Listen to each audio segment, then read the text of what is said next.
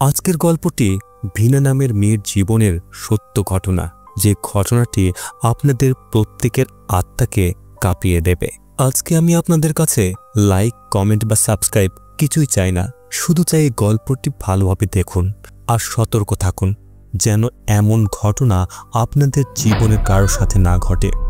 গল্পের শুরুতে আমরা ভিনা নামের একটি মেয়েকে দেখতে পাই, যে এখন পার্লারে এসেছে তার চুল কাটার জন্য। যে চুল কাটছিল সে ভিনার বান্ধবী লিন্ডার খালা ছিল। ভিনা তার কাটা চুলগুলো ব্যাগে রেখে দেয়, কেননা চুলগুলো সে নিজের কাছে রাখতে চায়। এরপর নূর সেখানে আসে, যে সেই স্থানে থাকা অদ্ভুত কিছু মুখোশ ও পুতুল দেখে ভয় পেতে শুরু করে, আর তাই ভয় পেয়ে সে সেখান থেকে চলে যায়। চুল কাটার পরে ভিনা ও তার বান্ধবী লিন্ডা একটি অনুষ্ঠান দেখতে যায়। এ সময় ভিনার কাছে তার দাদি কল করে, তার মা মার্লিনার স্কুটি নষ্ট হয়ে গেছে, যদিও সে বাড়ি পৌঁছে গেছে। এরপর স্কুটি ঠিক করে তারপরে ভিনাকে আনতে যাবে, কিন্তু ভিনা এতক্ষণে এই স্থানে থাকতে চাচ্ছিল না। এই সময় লিন্ডার প্রতিবেশী ডিডিন সেখানে আসে, যার সাথে একই নামের একটি ছেলে ছিল। লিন্ডা একইকে অনুরোধ করে সে যেন ভিনাকে তার বাড়িতে নামিয়ে দেয়। এ সময় রাস্তার অপর পাশে থাকা খাবারের দোকানের একটি পাত্র নিচে পড়ে যায়, যেটা লিন্ডার কাছে অদ্ভুত মনে হয়, আর তাই সে ভিনাকে তার সাথে ট্যাক্সিতে যাওয়ার অনুরোধ করে। কিন্তু ডেডেন বলে, যেহেতু তারা বাইক নিয়ে আছে তাহলে ট্যাক্সিতে যাওয়ার কি দরকার, আর তাই তারা দুজনে এই দুজনের বাইকে উঠে রওনা হয়। যাওয়ার পথে একের একটি ডেলিভারি দেওয়ার কথা ছিল, যেটা সে রাস্তার মাঝেই সম্পূর্ণ করে। এরপরে তারা যখন সেখান দিয়ে যাচ্ছিল তখন রাস্তার পাশে থাকা কিছু বখাটের দল ভিনার দিকে কুনজর দেয়। এতে সে ভয় পেতে শুরু করে, আর তাই একিকে দ্রুত সেখান থেকে যেতে বলে। মাঝ রাস্তায় সেই সন্ত্রাসগুলো এদেরকে মারাত্মকভাবে আঘাত করে, যার ফলে তারা সেখানেই জ্ঞান হারায়। পরের দিন এই কেস পুলিশের হাতে যায়। এ সময় ভিনার দাদা ও তার বাবা এখানে আসে। এই কেসটি ইন্দ্রা নামের পুলিশের হাতে ছিল। সে জানায় যে অসতর্কতার সাথে গাড়ি চালাচ্ছিল দেখেই হয়তো তাদের অ্যাক্সিডেন্ট হয়েছে, কিন্তু নিনার দাদা একথা বিশ্বাস করে না, কেননা যেখানে বাইক পড়ে গিয়েছিল সেই স্থানের পিলারটি একদম স্বাভাবিক অবস্থায় আছে। ইন্দ্রা জানায় যে ভিনাকে 5 ঘন্টা আগেই হাসপাতালে ভর্তি করা হয়েছে। এটা শুনেই ভিনার পরিবার তার উদ্দেশ্যে রওনা হয়। এখানে আমরা মিডিয়ার এক রিপোর্টার দানিকে দেখি, যে এই সকল তথ্য সংগ্রহ করছিল। সেও ইন্দ্রাকে এটাই বলে যে তারও মনে হয় এটা কোনো অ্যাক্সিডেন্ট নয়। একথা শুনে ইন্দ্রা রেগে তাকে সেখান থেকে তাড়িয়ে দেয়। এদিকে ভিনা মারা যায়। এতে তার দাদি একেবারে ভেঙে পড়ে। এরপরে ভিনার লাশ ধোয়ার কাজ চলছিল। এখানে তার দাদি আসে। সে নিনাকে দেখে তার কান্না থামাতে পারছিল না। দাদি যখন ভিনাকে গোসল করাচ্ছিল তখন সে যেন শুনতে পাচ্ছিল ভিনা তাকে কান্না করে বলছে সে এতটা কষ্ট সহ্য করতে পারছে না, তার খুব ব্যথা হচ্ছে। দাদি লক্ষ্য করে যে ভিনার হাত ও পায়ের হাড়গুলো ভেঙে গেছে, আর পুরো শরীরেই অনেকগুলো ক্ষত চিহ্ন। দাদি কান্না করতে করতে ভিনার লাশকে বলে আর অল্প কিছু সময় কষ্ট করতে হবে, এরপরে সারা জীবনের জন্য সে শান্তিতে থাকতে পারবে। ভিনার মা দূরে কোথাও কাজ করত। মেয়ের মৃত্যুর খবর পেয়ে সে ছুটি নিয়েছে, কিন্তু কাগজপত্রের কাজ কিছু বাকি ছিল, যার জন্য তাকে সেখান থেকে যেতে দেওয়া হয় না। আর তাই ভিনার দাদি ভিনার মাকে ভিডিও কলের মাধ্যমে সবকিছু দেখাচ্ছিল। তার মা অনেক কষ্ট পাচ্ছিল, কেননা মেয়েটিকে শেষ দেখাও সে দেখতে পারল না। সেই রাতে দানি দেখে যে ভিনার মৃত্যুর ঘটনাটি নিউজে দেখানো হচ্ছে। সে এখনো মনে করে ভিনা কোনো অ্যাক্সিডেন্টে মারা যায়নি। সত্য উদ্ঘাটনের জন্য সে ভিনার ফেসবুক প্রোফাইলে অনুসন্ধান করে, যেখানে সে জানতে পারে যে ভিনার বয়স খুব একটা বেশি ছিল না। এমন সময় দানি পেছন থেকে কারো কণ্ঠ শুনতে পায়, যে বলছিল সে যেন তাকে সাহায্য করে। পরের দিন ভিনাকে দাফন করার জন্য নিয়ে যাওয়া হচ্ছিল, কিন্তু লিন্ডা এখানে আসেনি। এই ব্যাপারে সকলে আলোচনা করছিল, আর যা ঘটনা ঘটছিল সবকিছু দানি পর্যবেক্ষণ করছিল। ওদিকে নূর লিন্ডাকে বোঝাচ্ছিল সে যেন ভিনার দাদির সাথে গিয়ে দেখা করে, এতে তাদের ভালো লাগবে। কিন্তু লিন্ডা যেতে চাচ্ছিল না, আর সে নিজেকে ক্ষমাও করতে পারছিল না, কেননা তার মাধ্যমেই একের বাইকে ভিনা উঠেছিল। নূর তাকে বোঝায় এটা একটা অ্যাক্সিডেন্ট ছিল, কিন্তু লিন্ডা এর ভিতরে পায় রহস্যের গন্ধ। অন্যদিকে দানিকে দেখি যে লিন্ডার আন্টির সাথে কথা বলতে যায়, আন্টি জানে যে লিন্ডা ও ভিনা অনেক ভালো বন্ধু। দানি জিজ্ঞাসা করে লিন্ডার যে ছেলে বন্ধুগুলো ছিল সেগুলো কি কোনো মোটরসাইকেলের দলের সাথে যুক্ত আছে। লিন্ডার দাদি বলে তাদের বংশের কেউই মোটর স্কোয়াডকে সাপোর্ট করে না, এমনকি লিন্ডাও করে না। আন্টি দানিকে বলে সে যেন এ ব্যাপারে লিন্ডার সাথে কথা বলে। এখানে আমরা আরও একটি বিষয় জানতে পারি যে লিন্ডার মা এটা চাইতো না যে লিন্ডা তার আন্টির মতো হোক, কেননা লিন্ডার আন্টি জাদুটোনা জানত। কিন্তু দানি এসব কথার কোনো বিশ্বাস করে না। এখানে আন্টি তাকে বোঝায় যে যখন কেউ অ্যাক্সিডেন্টে মারা যায় সে ব্যক্তির আত্মা ঘুরে বেড়ায়। এ সময় দানি ভাবে তাহলে সে যে রাতের বেলায় কণ্ঠ শুনেছিল, যে সাহায্য চাচ্ছিল, তাহলে কি সেটা ভিনা ছিল? আন্টি আরও বলে যে ভিনার কাছে মাত্র 7 দিন সময় আছে তার অপূর্ণ কাজ সম্পূর্ণ করার জন্য, কিন্তু সে কাজটা কি তা কেউই জানে না, কেননা এই বিষয়গুলো তার শরীরের সাথে যুক্ত আছে। আর সেই ব্যক্তির শরীর থেকে কিছু বিশেষ জিনিস সরিয়ে ফেলতে হবে, যেমন চুড়ি, নূপুর বা কেটে ফেলা চুল। আর যদি ভিনা 7 দিনের মধ্যে অসম্পূর্ণ কাজ না শেষ করতে পারে তাহলে সে আজীবনের জন্য এইখানে আটকে যাবে। দানি আন্টিকে বলে সে মনে করে ভিনার অ্যাক্সিডেন্ট হয়নি, তাকে মেরে ফেলা হয়েছে। এটা শুনে আন্টি বলে যদি ভিনাকে খুন করা হয়ে থাকে তাহলে ভালো হবে এই 7 দিনের মধ্যে সে যেন তার প্রতিশোধ নিয়ে নেয়, এতে তার অতৃপ্ত আত্মা মুক্তি পেয়ে যাবে। ওদিকে লিন্ডা নিজেকে ঘরের মধ্যে বন্দী করে নিয়েছে, আর কারো সাথে সে কথা বলতে চায় না, এমনকি ঠিকমতো খাবারও খাচ্ছিল না সে। আর ভিনার গিফট করা ব্যান্ডটি দেখে সে ভিনাকে মনে করতে থাকে, কেননা একদিন ভিনা ভুল নাম লিখে লিন্ডাকে সেটি গিফট করেছিল। ওদিকে ভিনার দাদিও তাকেই স্মরণ করছিল। তার মনে পড়ে একদিন রাতে ভিনা তার সাথে কথা বলছিল, যেদিন তার দাদা রক্তাক্ত অবস্থায় বাড়ি ফিরেছিল, যেটা দেখে দাদি ভয় পেয়ে যায়। দাদা জানে যে কিছু বাইক চালক ছেলেরা একজনকে মেরে তার সর্বস্ব ছিনিয়ে নিয়ে গেছে, আর ওই সৈনিককে দাদা সাহায্য করেছিল। ওই সময়ে মোটর স্কোয়াডের ক্রাইম অনেক বেড়ে গিয়েছিল। এটা মনে পড়ার সাথে সাথে দাদি দাদাকে গিয়ে বলে সে যখন ভিনার শরীর পরিষ্কার করছিল তখন তার শরীরে অনেক আঘাতের চিহ্ন ছিল, এমনকি তার হাত পা ভেঙে হাড় বেরিয়ে এসেছিল। এই কথাগুলো শুনে দাদার সন্দেহ হলেও আপাতত ভিনা সম্পর্কে কথা বলতে নিষেধ করে, কেননা বাড়িতে অনেক মানুষ আছে। এছাড়াও দাদির এখন বিশ্রাম প্রয়োজন। দাদি যখন ঘরে যাচ্ছিল তখন ভিনার ঘর থেকে সে অদ্ভুত কিছু শুনতে পায়। সে দেখে যেই বক্স আলমারির ভিতরে ছিল সেটি বিছানার উপরে খুলে রাখা, আর সেখানে ভিনার কাটা চুল ছিল। এগুলো সবকিছু পুনরায় দাদি আলমারিতে রেখে দেয়। এমন সময় সে আলমারির ভেতর থেকে কান্নার শব্দ শুনতে পায়। সে ধীরে ধীরে আলমারি খোলে, কিন্তু ভেতরে কিছুই নেই। হঠাৎ দেখে নিনা রক্তাক্ত অবস্থায় সেখানে বসে আছে, আর প্রতিনিয়ত সে সাহায্য চাচ্ছিল। এমন ভয়ঙ্কর দৃশ্য দেখে দাদির আত্মা কেঁপে ওঠে। পুলিশ স্টেশনে ভিনার দাদি ও মা যায়, যেখানে ভিনার ব্যাগ পায় তারা। এখানেও তারা ভিনার ব্যাগের ভেতর থেকে কিছু কাটা চুল পায়। এখানে দাদি একটা জিনিস বুঝতে পারছিল না যে যেই চুলগুলো কালকে সে বাক্সের ভেতরে দেখেছে সেটা এই ব্যাগের ভেতরে এলো কিভাবে, কেননা চুল কাটার পরে ভিনা তো বাড়িতে আসেনি। এ সময় দানি সেখানে আসে। দানি একজন হরর কন্টেন্ট ক্রিয়েটর। এটা শোনার পরে দাদি বলে ভিনা কোনো ভূত নয়, তারা আসলে দানিকে ভুল বুঝছিল। এ সময় অফিসার ইন্দ্রা চলে আসে আর বলে তাদের ইনভেস্টিগেশন চলছে, আর তাই ভিনার জিনিসপত্রগুলো তাদের প্রয়োজন, কিন্তু আপাতত তারা ভিনার জিনিসপত্র বাড়িতে নিয়ে যেতে পারে।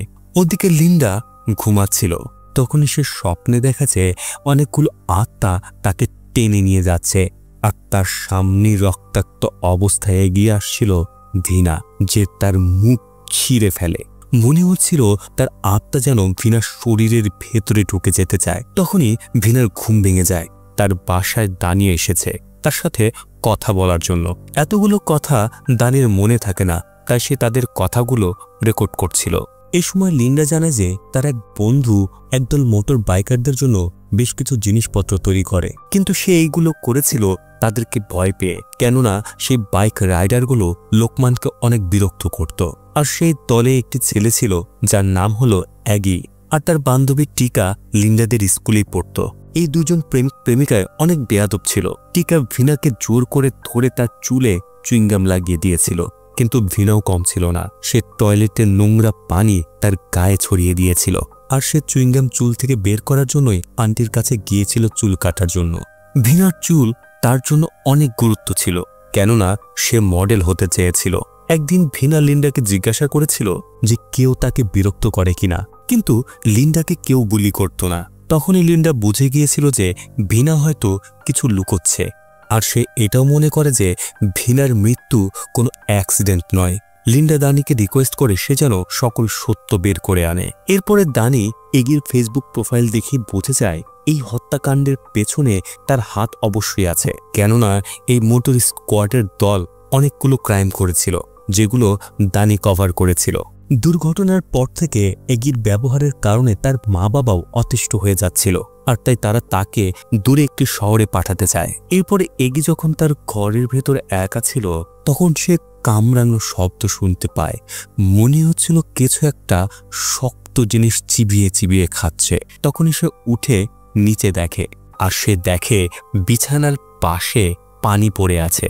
ধীরে ধীরে বিছানার নিচে হাত দেয়, তখন সে সেই স্থান থেকে বরফের টুকরো খুঁজে পায়। সেটি সে বাথরুমে ফেলতে যায়, আর সেখানে গিয়ে সে লক্ষ্য করে অনেকগুলো বরফের টুকরো বাথরুমের নিচে ছড়িয়ে আছে। পুরো বাথটবের ভেতরে বরফের টুকরো, আর তার ভেতর থেকে বেরিয়ে আসে ভিনার আত্মা।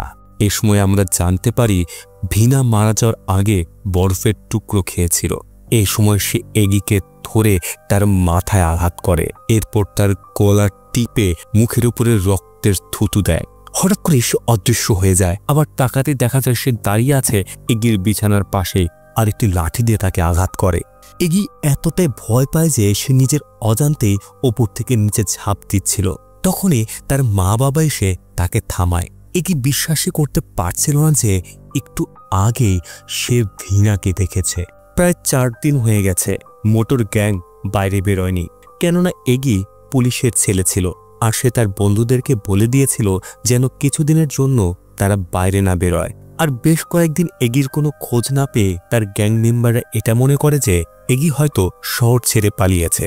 ওদিকে ড্যানি সত্য উদ্ঘাটনের জন্য অ্যাক্সিডেন্টের স্থানে গিয়ে আশেপাশের মানুষদেরকে জিজ্ঞাসা করতে থাকে, যেখানে গিয়ে সে জানতে পারে যে 2 জন মোটরসাইকেল আরোহী সেদিন সেখান থেকে পালিয়ে গিয়েছিল।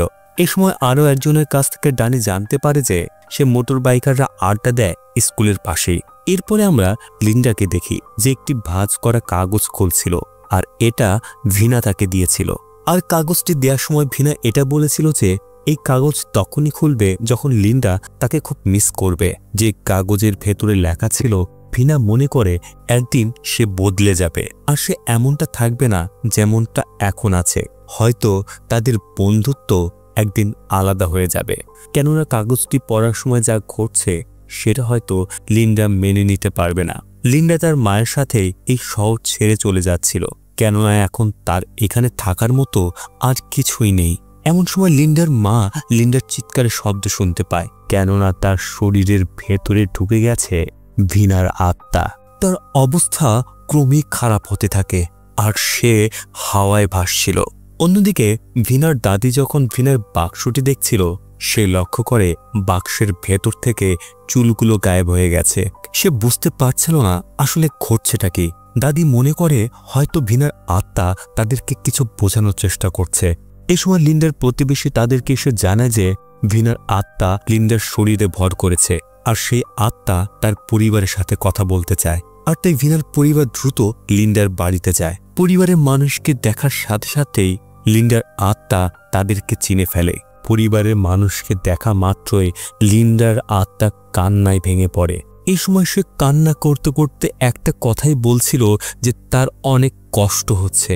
এই সময় ভিনা তাদেরকে জানায় যে তাকে খুন করা হয়নি, বরং ছেলেগুলো প্রথমে তাকে লাঠি দিয়ে আঘাত করে, এরপর তার হাত ভেঙে ফেলে। এতেও তাদের আত্মার শান্তি হচ্ছিল না। তারপরে তারা সেই মোটর বাইক দিয়ে বারবার তার মাথায় আঘাত করে। এরপর বাইকারগুলো ভিনাকে তাদের আড্ডায় নিয়ে যায়, আর সেই মোটর বাইক গ্যাংই ছিল এগির গ্যাং। এগি সেই ছেলে ছিল যে প্রতিনিয়ত ভিনাকে উত্ত্যক্ত করত। একদিন এগি স্কুলের বাইরে তার গার্লফ্রেন্ড টিকার জন্য অপেক্ষা করছিল। এ সময় সে ভিনাকে দেখে তাকে একটি আইসক্রিম দেয়, যেটা ভিনা নিয়েছিল। লিন্ডা ভিনাকে বলেছিল আইসক্রিম নেওয়াটা ঠিক হয়নি, কেননা এগি মনে করবে ভিনা হয়তো তাকে পছন্দ করে। সে দিয়েছে, আমি রেখেছি, এতে পছন্দের কথা আসে কোথা থেকে? এই বিষয়টা এগির গার্লফ্রেন্ড টিকা দেখে নিয়েছিল, আর তাই সে রেগে পরের দিন ভিনাকে বুলি করেছিল। একদিন লিন্ডা ও ভিনা যখন কফি শপে গিয়েছিল তখন এগির দল সেখানেই বসেছিল। এগি ভিনাকে জোর করে তার সাথে নিয়ে যেতে চাচ্ছিল। এ সময় লিন্ডা তাদের জামায় থাকা ব্যাচ লক্ষ্য করে, যেটা দেখে সে বুঝে গিয়েছিল এই ব্যাচ তার বন্ধু তৈরি করেছে। ভিনা এগিকে পছন্দ করত না, তাই সে রেগে কিছু না বলে সেখান থেকে চলে গিয়েছিল। এরপরে ভিনা যখন মডেলিং করছিল এগি তাকে ফলো করতে করতে লেডিস ওয়াশরুম পর্যন্ত চলে যায়।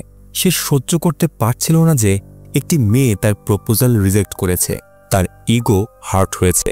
সে তাকে জোর করে ধরে বাজে কথা বলতে শুরু করে। তখনই ভিনা তার মুখে থুতু দিয়ে সেখান থেকে পালিয়ে যায়। এই বিষয়টা এগির গ্রুপের প্রত্যেকেই লক্ষ্য করে, আর তাই তারা এগির উপরে হাসতে শুরু করে। এ সকল কিছুর কারণেই ভিনা লিন্ডাকে জিজ্ঞাসা করেছিল যে কেউ কি তাকে বুলি করে কিনা। প্রতিশোধ নেয়ার জন্য এগি ভিনা ও এগির উপরে আক্রমণ করে। এরপরে ভিনাকে তাদের আস্তানায় নিয়ে যাওয়ার পরে এমন মারাত্মক আহত অবস্থায় ততক্ষণ পর্যন্ত তাকে ধর্ষণ করে যতক্ষণ না পর্যন্ত ভিনা মারা যায়। একি এমন অবস্থা দেখে তাকে সাহায্য করতে চাচ্ছিল, তখন সেই শয়তানগুলো তাকে মারাত্মকভাবে আঘাত করে আর তার চোখ উপড়ে নেয়। এতেও যেন ওই শয়তানগুলোর মনে শান্তি পাচ্ছিল না।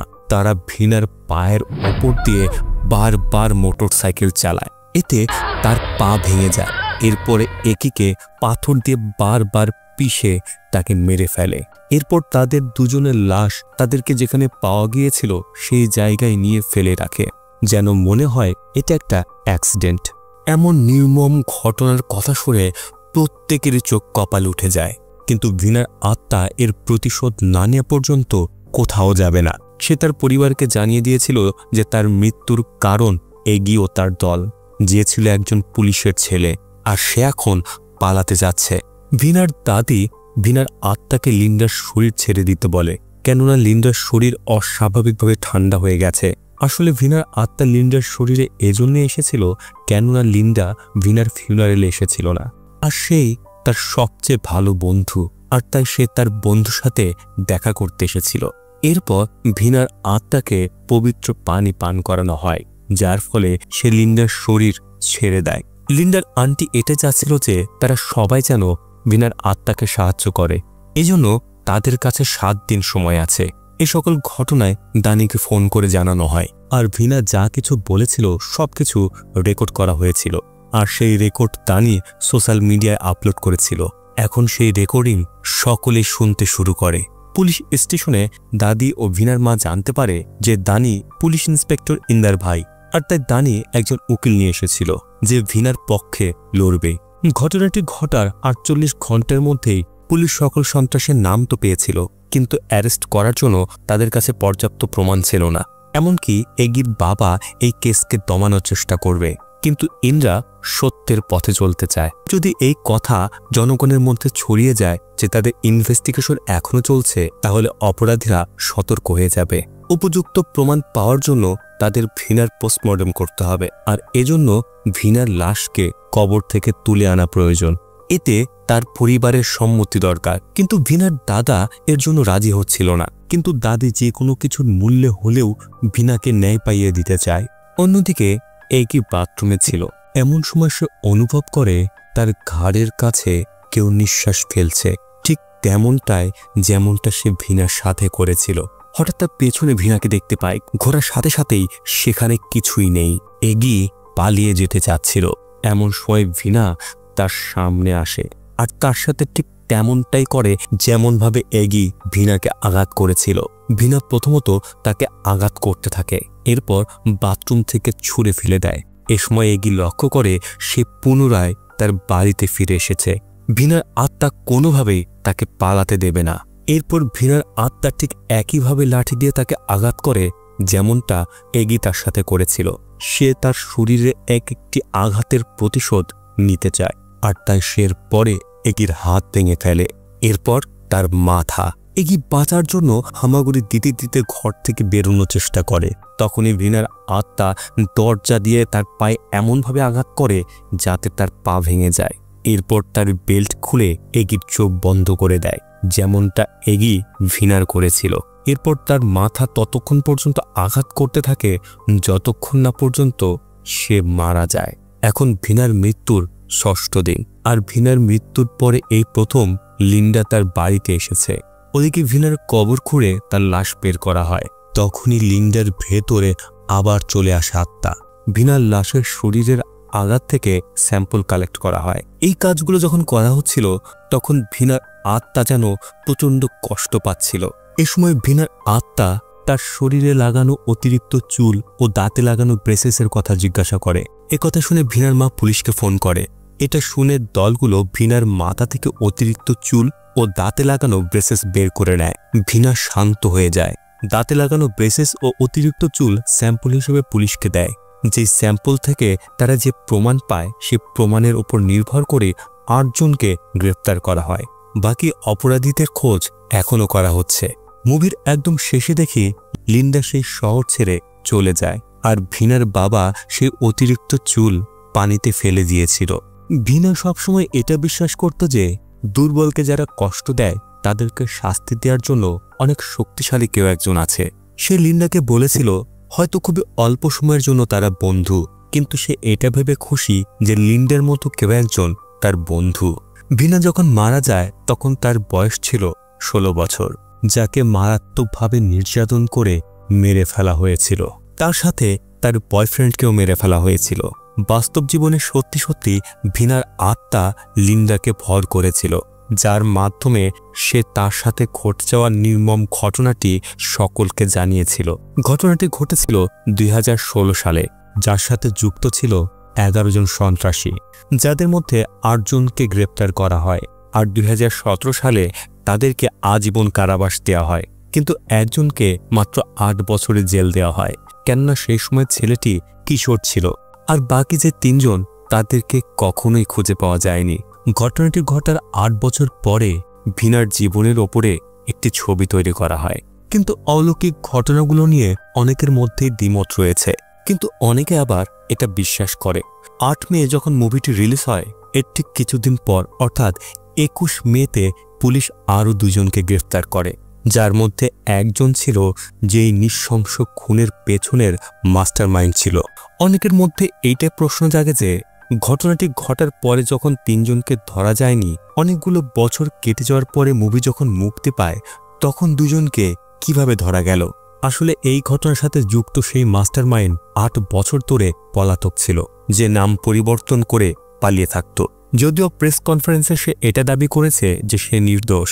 ভিনার আত্মা যখন তার পরিবারকে সকল ঘটনা বলেছিল তখন সে এটাও বলেছিল যেন পুলিশের ধোকায় তারা না পড়ে।